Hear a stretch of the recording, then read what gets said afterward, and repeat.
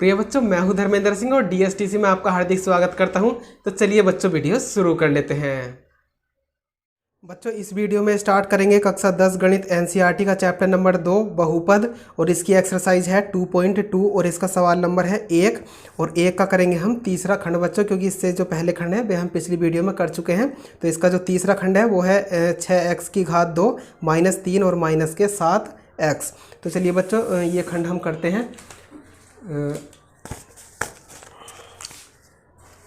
तो इसका जो तीसरा खंड है बच्चों, ये मैं उतार लेता हूँ। तो देखिए यहाँ पर ये है 6x की घात 2 -3 और माइनस के 7x। 6x की घात 2 -3 और माइनस के 7x। तो देखिए बच्चों, इसको जो है सबसे पहले हम सीधा करके लिख लेंगे, ज़रा थोड़ा क्रम से है। तो यहाँ पर इसको हम लिख सकते हैं 6x की घात 2 यानी कि x की सबसे बड़ी घात, फिर उससे छोटी यानी कि माइनस के 7x, और फिर कितना आ जाएगा बच्चों ये 3। तो हमने ऐसा क्यों लिखा, क्योंकि हमने इसको जो है इसके व्यापक रूप में लिख लिया है। ax की घात 2 + bx + c के रूप का हमने इसे लिख लिया है, ax² + bx + c के रूप का। तो देखिए अब इसमें जो है इसे शुरू करते हैं। तो इसमें हमें शून्य ज्ञात करने हैं। तो शून्य को के लिए द्विघात, शून्य को के लिए द्विघात बहुपद, शून्य को के लिए द्विघात बहुपद इसमें दिया हुआ है बच्चों 6x की घात 2 माइनस के 7x और माइनस के 3, ये माइनस के 3। अब इसका जो मान होगा बच्चों ये होगा शून्य के बराबर का मान शून्य होगा।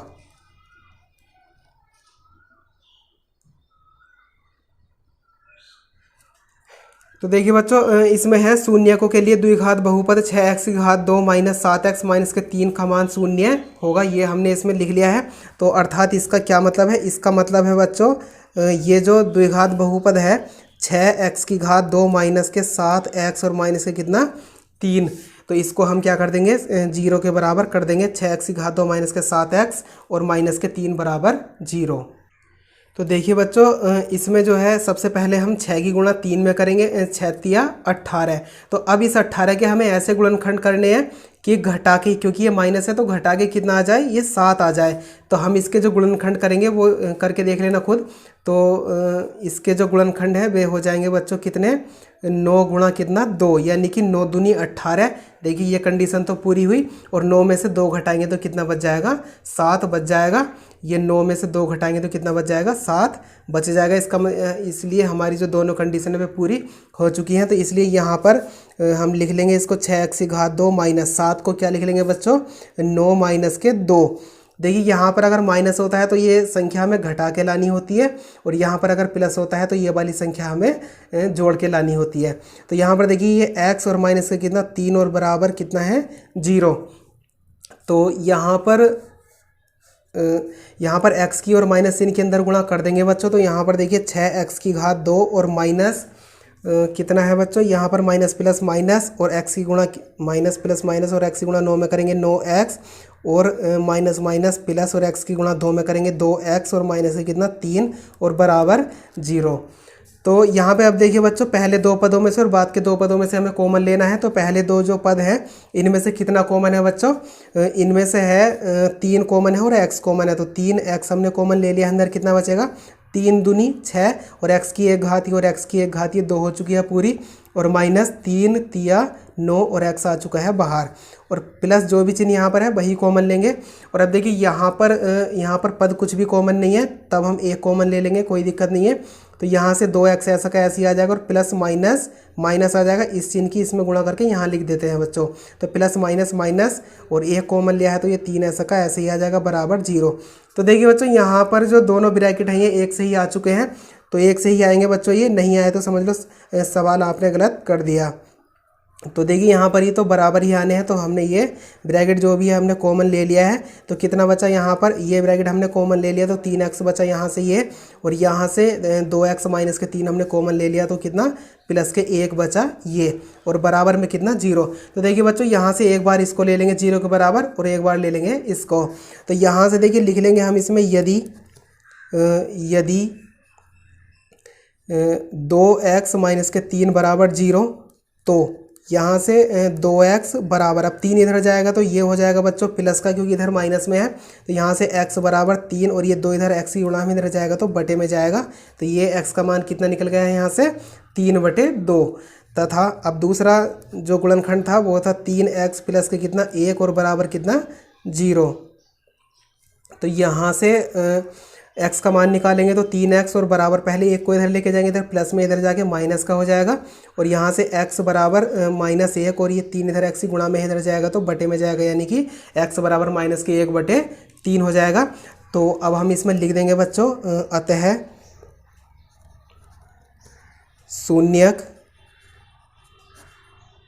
अतः शून्यक अल्फा बराबर कितना 3/2 और बीटा बराबर कितना बच्चों -1/3।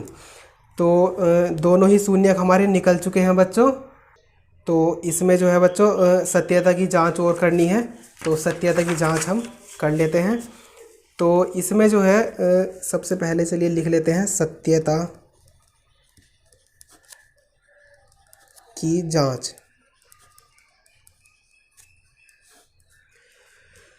सत्यता की जांच, तो सबसे पहले इसमें हम लिखेंगे अल्फा प्लस बीटा बराबर कितना बच्चों -b/a। तो अब देखिए हम करेंगे तुलना। तो यहाँ पर हमने देखिए बच्चों यहाँ पर इसको लिखा था सही क्रम में 6x की घात 2 माइनस के 7x, 6x की घात 2 माइनस के 7x और माइनस के 3। तो यहाँ पर हम लिखेंगे इसे 6x की घात 2 माइनस के 7x और माइनस के कितना 3। एक बार और देख लेते हैं कभी गलत हो जाए बच्चों। यहाँ पर था ये 6x की घात 2 माइनस 7x माइनस के 3, 6x की घात 2 माइनस 7x माइनस के 3। तो देखिए यहाँ देखिए बच्चों यहाँ पर जो है द्विघात बहुपद कितना होगा ax² प्लस के bx और प्लस के c। तो यहाँ पर a का मान ये है, b का ये है और c का ये है। तो यहाँ से a का मान कितना है प्लस के 6, b का मान है माइनस के 7 और c का मान है प्लस के 3। तो प्लस का चिन्ह लगाने की आवश्यकता नहीं है। तो देखिए यहाँ पर हम मान रख देंगे। तो यहाँ पर अल्फ़ा का जो मान है वो कितना निकला था बच्चों, अल्फ़ा का मान निकला था बच्चों 3/2 और प्लस बीटा का मान निकला था -1/3। तो यहाँ पर देख लेते हैं कभी गलत हो जाए बच्चों। अल्फ़ा का मान 3/2 था और बीटा का मान था -1/3, बिल्कुल सही है बच्चों। तो देखिए यहाँ पर माइनस और b का जो मान है ये इसमें दिया हुआ है कितना बच्चों -7 और बटे a का मान कितना है बच्चों 6। तो यहाँ से देखिए माइनस से ये माइनस कट जाएगा और ये यहाँ पर कितना है 3/2 और प्लस माइनस -1 बटे कितना 3 और बराबर ये कितना है 7/6। तो देखिए यहाँ पर इसका एलसीएम हम ले लेंगे क्योंकि हमें इसे हल करना पड़ेगा। कैलकुलेशन आ गई है इसमें, कोई दिक्कत नहीं है। तो एलसीएम कितना आ जाएगा 2 तिया 6 आ जाएगा बच्चों, 2 तिया 6। एलसीएम निकालने की कई सारी विधियां हैं, तो जिस विधि से निकालते हैं हम वही विधि लगा लेते हैं क्योंकि ये कई तरीके के होते हैं एलसीएम बच्चों। हाँ, तो इसमें जो है नीचे इन दोनों जो भी दोनों हर हैं 2 और 3, इनमें कोई भी कॉमन नहीं है, तो हम इसी तरीके से जो है गुणा कर देते हैं और इसकी गुणा इसमें और इसकी गुणा इसमें करके यहाँ पर लिख देते हैं। तो एलसीएम किस तरीके से लेते हैं इसका, जब इन दोनों हरों में कोई भी संख्या कॉमन नहीं होती है तो इन दोनों हरों की हम गुणा करके यहाँ लिख देते हैं। तो 2 तिया 6 और 3 तिया 9 और -2 एकम 2 और बराबर कितना 7 बटे कितना 6। तो यहाँ से 9 में से 2 घटाएंगे कितना बचेगा बच्चों, 9 में से 2 घटाएंगे 7 बच जाएगा और बटे 6 और बराबर कितना 7/6। तो यहाँ पर देखिए दोनों पक्ष बराबर आ गए हैं तो हम लिख देंगे LHS और बराबर कितना RHS। तो अब देखिए यहाँ पर जो दूसरा संबंध है हमारे पास वो है तथा अल्फ़ा इंटू बीटा बराबर कितना है C/A। तो देखिए यहाँ से अल्फ़ा का जो मान है बच्चों, अल्फ़ा का मान कितना था 3/2 और गुणा बीटा का जो मान था वो था हमारे पास -1/3। तो बराबर तो यहाँ पर जो सी का मान दे रखा है बच्चों वो दे रखा है 3 और बटे ए का जो मान है वो कितना है 6। तो देखिए यहाँ पर संख्या कट जाएगी क्योंकि ये दोनों संख्याएं गुणा में हैं, तो 3 से 3 कट जाएगा एक बार, या फिर ऐसे ही काट सकते हैं, एक लिखने की आवश्यकता नहीं है, तो कोई दिक्कत नहीं है। देखिए यहाँ पर माइनस का चिन्ह ऐसा कैसे, और एक एकम 1 और बटे कितना 2 और बराबर यहाँ पर देखिए बच्चों 3 से ये 6 कट जाएगा, 3 एकम 3 और 3 दूनी 6। तो देखिए बच्चों यहाँ पर आया है 1/2, तो ये दोनों पक्ष बराबर नहीं आए हैं, तो इसका मतलब हमने कहीं पर गलती कर दी है बच्चों। देख लेते हैं, यानी कि इसमें सी के मान में गलती हुई होगी। तो ये सी का जो मान है देखिए बच्चों, यहाँ पर जो सी का मान है वो माइनस का है, हमने प्लस का लिख लिया था, ये गलती हो गई थी, कोई दिक्कत नहीं है। तो यहाँ पर ये मान हमें सी का जो मान है वो माइनस में रखना है, क्योंकि माइनस दिया हुआ था वहाँ पर, माइनस के 3 था सी का मान। तो देखिए यहाँ पर भी दोनों पक्ष क्या आ गए हैं, बराबर आ गए हैं, क्योंकि बच्चों ये तो दोनों पक्ष बराबर ही आने हैं, ये ध्यान रखना हमेशा। तो यहाँ पर LHS, क्योंकि दोनों पक्ष बराबर आए हैं तो हम इसमें लिख देंगे LHS बराबर कितना RHS। तो देखिए बच्चों इसमें भी जो सत्यता की जांच करनी थी वो कंप्लीट हो चुकी है। तो इसका जो अगला खंड है वो उतार लेते हैं, इसका चौथा खंड अब हम करेंगे, क्योंकि अभी हमने 3rd नंबर करा है, तो इसका 4th नंबर जो है, यानी कि चौथा खंड है 4u की घात 2 और 8u। तो इसमें दे रखा है बच्चों जो बहुपद द्विघात बहुपद हमें दे रखा है वो दे रखा है 4u की घात 2 प्लस 8u। तो देखिए बच्चों इसमें जो है जो अचर पद हमारे पास होता था तीसरा पद, वो इसमें नहीं दे रखा है, तो कोई दिक्कत नहीं है बच्चों। देखिए इसको भी हम सोल्व कर लेंगे। तो यहाँ पर लिखेंगे सबसे पहले शून्य को के लिए द्विघात बहुपद, शून्यकों के लिए द्विघात बहुपद 4u की घात 2 प्लस 8u का मान 0 होगा। शून्यकों के लिए द्विघात बहुपद 4u की घात 2 प्लस 8u का मान 0 होगा, अर्थात हम लिख सकते हैं बच्चों इसमें कि 4u की घात 2 प्लस के कितना 8u और बराबर में कितना 0 लिख सकते हैं बच्चों, क्योंकि इसका जो मान है वो यहाँ पर हमें 0 रखना है। तो देखिए यहाँ पर जो है बच्चों सबसे पहले हम क्या करेंगे, इसमें गुणनखंड जिस विधि से हमने अभी तक किए थे और खंडों में, इस विधि से तो होने के नहीं है। तो यहाँ पर देखिए यहाँ पर जो भी कॉमन है दोनों पदों में हम कॉमन ले लेंगे। तो यहाँ पर एक तो 4 कॉमन है दोनों पदों में और u कॉमन है, यानी कि u की घात 1। तो यहाँ से 4 तो आ चुका है बाहर और u की 1 घात है और u की 1 घात 2 हो चुकी है पूरी, और प्लस आ जाएगा ये, और 4 दूनी 8 और u आ चुका है ये बाहर। तो यहाँ पर देखिए बच्चों बराबर में 0। तो देखिए बच्चों यहाँ पर गुणनखंड हो चुके हैं, तो यहाँ पर हम लिख सकते हैं यदि ये 4u बराबर कितना 0, क्योंकि एक बार इसे रखेंगे 0 के बराबर और एक बार रखेंगे u प्लस 2 को, तो यहाँ से u बराबर कितना आ जाएगा बच्चों, ये आ जाएगा 0। कैसे, क्योंकि यहाँ पर देखिए कि 4u बराबर कितना है 0, तो u बराबर कितना आ जाएगा 0 और बटे 4, यानी कि 0 को अगर हम किसी भी संख्या से अगर भाग देते हैं तो बच्चों कितना आता है 0 ही आता है, ध्यान रखना।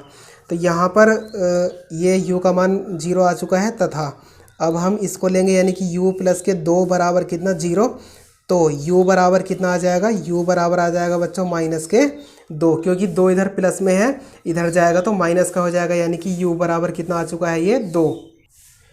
तो इसमें जो u के दोनों मान थे वे निकल गए हैं, तो इसमें हम लिख लेंगे अब अतः शून्यक अल्फा बराबर कितना 0। कोई सा भी मान लिख सकते हैं अल्फा बराबर, ये नहीं है कि पहला वाला ही मान लिखना है, चाहे माइनस के 2 भी लिख सकते हैं, कोई फर्क नहीं पड़ता है सवाल पे। तो यहाँ पर तथा b बराबर कितना माइनस के 2, यानी कि अल्फा बराबर हमने 0 लिख लिया है और बीटा बराबर लिख लिया है माइनस के 2। तो देखिए बच्चों यहाँ पर इसके शून्यक हमें ज्ञात करने थे, तो इसके शून्यक हम निकाल चुके हैं। अब इसकी सत्यता की जो जाँच है वो सत्यता की जाँच हमें करनी है बच्चों। तो इसमें जो है सत्यता की जांच कर लेते हैं। तो सत्यता की जांच,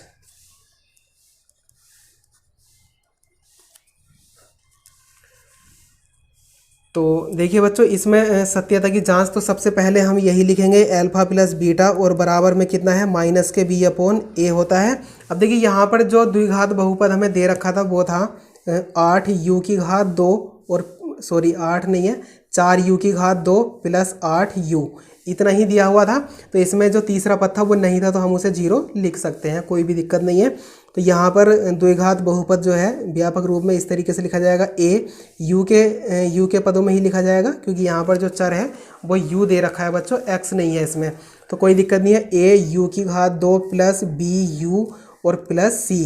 तो देखिए बच्चों, यहाँ पर जो ये ए का मान है वो कितना हुआ, ए का मान हुआ 4, बी का मान हुआ प्लस के 8 और सी का मान कितना हुआ 0।